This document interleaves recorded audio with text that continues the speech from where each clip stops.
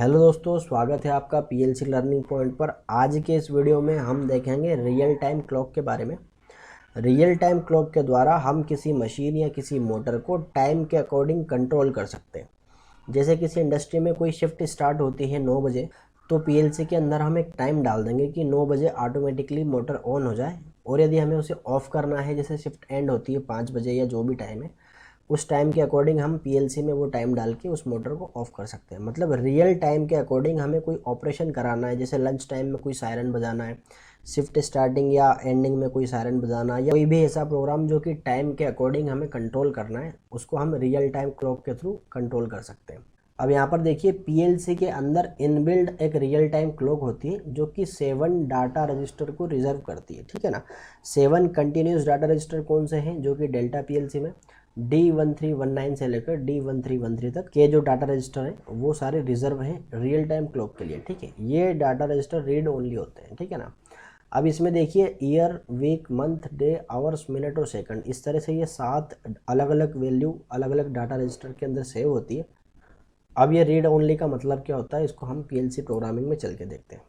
देखिए, सबसे पहले व्यू में एक डिवाइस कमेंट लिस्ट मिलेगी, उसके बाद D1319 पर जाना है। देखिए D1313 के अंदर सेकंड है, फिर D1314 में मिनट है, 1315 में आवर्स है, उसके बाद डे है, फिर मंथ है, फिर वीक है, और फिर D1319 के अंदर ईयर है, ठीक है। तो ये जो डाटा रजिस्टर है ये बाय डिफ़ॉल्ट रिज़र्व है। रिज़र्व है का मतलब इन डाटा रजिस्टर को हम कहीं और अलग प्रोग्राम के लिए, अलग ऑपरेशन के लिए यूज़ नहीं कर सकते। देखिए, एक मॉनिटर टेबल क्रिएट करना है। यहाँ पर रीड ओनली का मतलब क्या होता है वो देखते हैं। देखिए, सबसे पहले एक डाटा रजिस्टर D1313 हमें ऐड करना है। उसके बाद टोटल हमें 7 data register serial wise continuous data register यहाँ पर ऐड करना है। देखिए, ये जो 7 डाटा रजिस्टर है, इन डाटा रजिस्टर की कमेंट यहाँ पर लिखी हुई है। अब यदि इस प्रोग्राम को हम ऑनलाइन करते हैं, प्रोग्राम को ऑनलाइन करने के बाद आप यहाँ पर देखोगे कि देखिए ईयर में यहाँ पर 22 आ रहा है, मतलब 2022 है। जो मंथ है, मंथ में 7 लिखा हुआ आ रहा है। उसके बाद जो डेट है, उसके बाद जो टाइम हो रहा है, टाइम, मिनट, सेकंड जो भी आ रहा है, ये एक्चुअल टाइम आ रहा है, मतलब ये रियल टाइम आ रहा है। और ये real time by default PLC में इन डाटा रजिस्टर के अंदर स्टोर होता है, ठीक है। अब देखिए, यदि इसकी वैल्यू को मैं चेंज करता हूँ, यहाँ पर कितना है 22, ठीक है। यदि इसकी वैल्यू को चेंज करता हूँ, चेंज प्रेजेंट वैल्यू, 22 की जगह यदि मैं करता हूँ यहाँ पर देखिए 21, तो वो एडिट नहीं होगी, यहाँ पर 22 ही लिखा रहेगा। देखिए ये 22 है, ठीक है। ये 1 की जगह यदि मैं 2 करता हूँ, देखिए यहाँ से जाके चेंज प्रेजेंट वैल्यू, 1 की जगह यदि मैं 2 कर देता हूँ, तो वो वैल्यू जो है वो चेंज नहीं होती। ये सिर्फ और सिर्फ रीड ओनली वैल्यू होती है। जो राइट करने के लिए इंस्ट्रक्शन हम यूज़ करते हैं वो होता है TWR, ठीक है ना। और एक रीड करने के लिए इंस्ट्रक्शन होता है TRD। देखिए, ये टाइम इस टाइम से मैच इसलिए कर रहा है कि हम यहाँ पर कोई एक हार्डवेयर पीएलसी यूज़ नहीं कर रहे हैं, यहाँ पर हम सिमुलेटर यूज़ कर रहे हैं। और सिमुलेटर इसी टाइम को उठाता है और इसी टाइम के अकॉर्डिंग वो यहाँ पर इन डाटा रजिस्टर के अंदर वैल्यू को मूव कर देता है, ठीक है।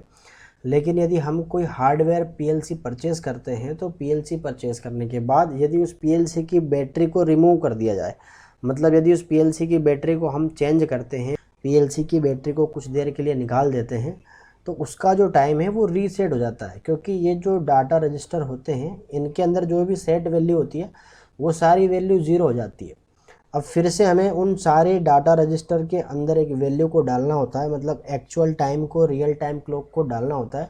उसके लिए हम TWR इंस्ट्रक्शन यूज़ करते हैं। TWR इंस्ट्रक्शन के थ्रू हम डाटा रजिस्टर, ये जो डाटा रजिस्टर है, इनकी वैल्यू को चेंज कर सकते हैं। अब देखिए, डाटा रजिस्टर को राइट करने के लिए इंस्ट्रक्शन जो TWR है, ये कैसे यूज़ होता है। इसके लिए हमें एक इनपुट यूज़ करना पड़ेगा। हमें TWR इंस्ट्रक्शन यूज़ करना है, जिसके थ्रू हमें डाटा को राइट करना है, ठीक है। इसके बाद यहाँ पर लिखना है D0। तो D0 से लेकर D6 तक के 7 डाटा रजिस्टर को ये रिज़र्व कर लेगा। उसके बाद हमें एक नेटवर्क ऐड करना है, उसमें हमें लिखना है LD M1000।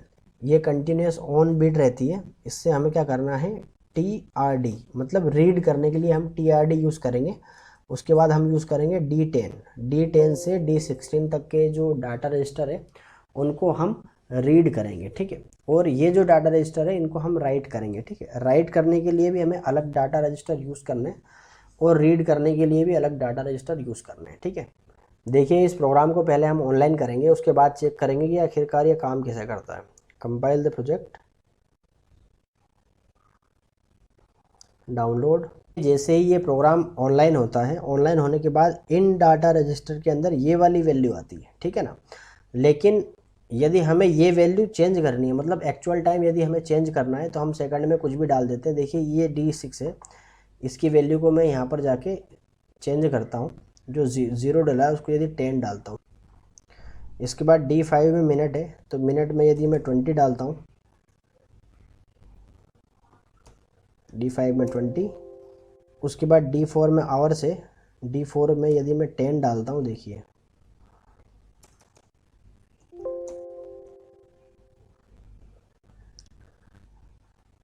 D3 में डे है, डे का मतलब डेट होता है।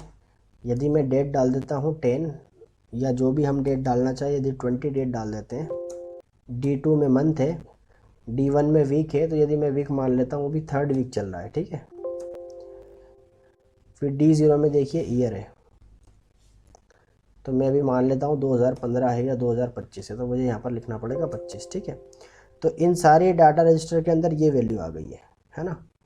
अब इस वैल्यू को हमें इसके अंदर मूव करना है। देखिए यहाँ पर 25 डाला हुआ है, यहाँ पर 2022 है, ठीक। X0 को प्रेस करता हूँ, उसके बाद फिर इसे ऑफ कर देता हूँ। देखिए यहाँ पर हमने 2025 डाला था, तो इनमें भी 2025 आ गया है, और ये जो रियल टाइम क्लॉक थी ये भी चेंज हो चुकी है, ठीक है। तो इन इंस्ट्रक्शन के द्वारा हम PLC के रियल टाइम क्लॉक को चेंज कर सकते हैं। फिर रियल टाइम क्लॉक को चेंज करने के बाद ही हम किसी प्रोग्राम को कर पाएंगे। जैसे हमें किसी शिफ्ट के अकॉर्डिंग किसी सायरन को बजाना है, या कुछ भी ऑन ऑफ करना है किसी टाइमिंग के अकॉर्डिंग, तो सबसे पहले हमें टाइम को सेट करना पड़ेगा। तो PLC में टाइम को सेट करने के लिए, टाइम को राइट करने के लिए TWR इंस्ट्रक्शन यूज़ होता है, ठीक है। और ये डाटा रजिस्टर D0 से D6 तक मैंने यूज़ करे हैं, D10 D20 कुछ भी हम यूज़ कर सकते हैं। 7 कंटिन्यूस डाटा रजिस्टर हमें यूज़ कर रहे हैं, और उनमें इस सीक्वेंस में हमें year week month day hours minute और सेकंड यूज़ करने हैं, ठीक है। तो इसके द्वारा हम यहाँ पर जो भी वैल्यू डालते हैं, इनपुट मिलने के बाद वो वाली वैल्यू इन सारे डाटा रजिस्टर के अंदर मूव हो जाती है, ठीक है। नेक्स्ट वीडियो में हम देखेंगे कंपैरिजन के बारे में। टाइम कंपेयर से रिलेटेड हम कोई एक एग्जांपल देखेंगे, और यदि इस वीडियो से रिलेटेड कोई डाउट हो तो आप मुझे कमेंट करना, मैं आपका डाउट क्लियर करने की कोशिश करूँगा। वीडियो पसंद आए तो वीडियो को लाइक करें, शेयर करें, चैनल को सब्सक्राइब करें, और साथ ही साथ बेल आइकन को प्रेस कर लें, ताकि मेरे आने वाले वीडियोज़ का नोटिफिकेशन आपको मिलता रहे। वीडियो को पूरा देखने के लिए बहुत बहुत धन्यवाद। जय हिंद, जय भारत।